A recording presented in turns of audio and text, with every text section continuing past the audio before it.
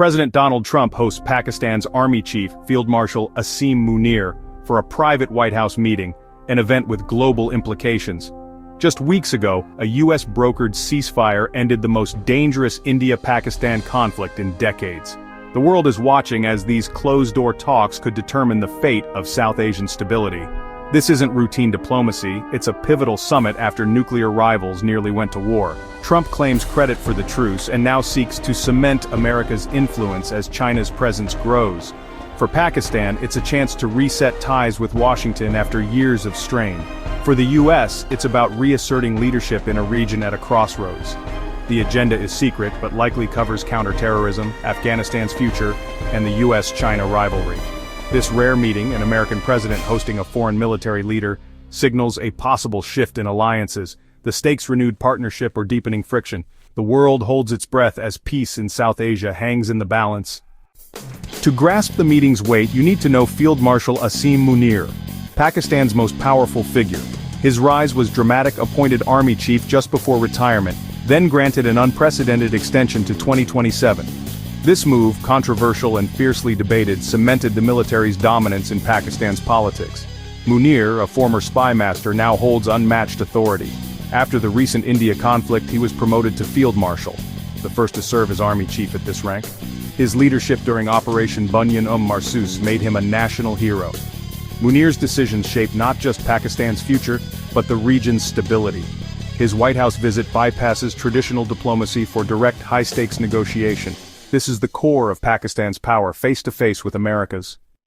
Trump and Munir's meeting could reset U.S.-Pakistan relations after years of distrust. The U.S. sees Pakistan as vital for counterterrorism and regional stability, especially after the India ceasefire. But Pakistan's deepening alliance with China complicates things. Beijing is both economic and military partner. China's sale of J-35 stealth jets to Pakistan highlights this bond.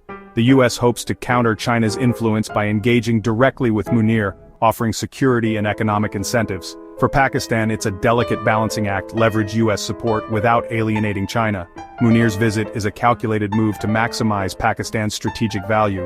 The outcome will test Pakistan's ability to navigate between two superpowers. The world watches to see which way Islamabad leans. India views the Washington summit with deep skepticism. While the ceasefire ended a dangerous standoff, India rejects Trump's claim of decisive U.S. mediation. New Delhi insists peace came from direct military talks, not American intervention. The U.S. reception for Munir unsettles Indian policymakers, who see Pakistan's military as a barrier to lasting peace.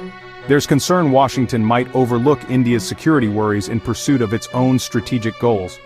India's official response is cautious, but officials privately express reservations.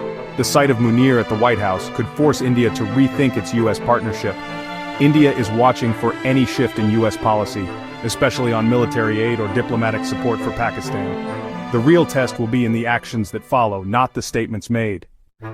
The Trump-Munir meeting puts South Asia at a crossroads. At stake, the chance for lasting peace between nuclear neighbors and America's credibility as a global leader. Success would boost Trump's image and U.S. influence. Failure risks renewed instability. For Pakistan, the stakes are existential. Economic relief and security support from the U.S. are vital, but not at the cost of its China alliance. Munir must balance American engagement with Beijing's expectations. The world is watching, knowing that India-Pakistan stability is crucial for global security. Any renewed conflict would have catastrophic consequences. The White House summit is a test. Can fragile peace become something permanent? The next steps, dialogue, peace talks, or renewed rivalry, will define the region's future. The coming weeks will reveal if this was a turning point or just a fleeting moment of hope.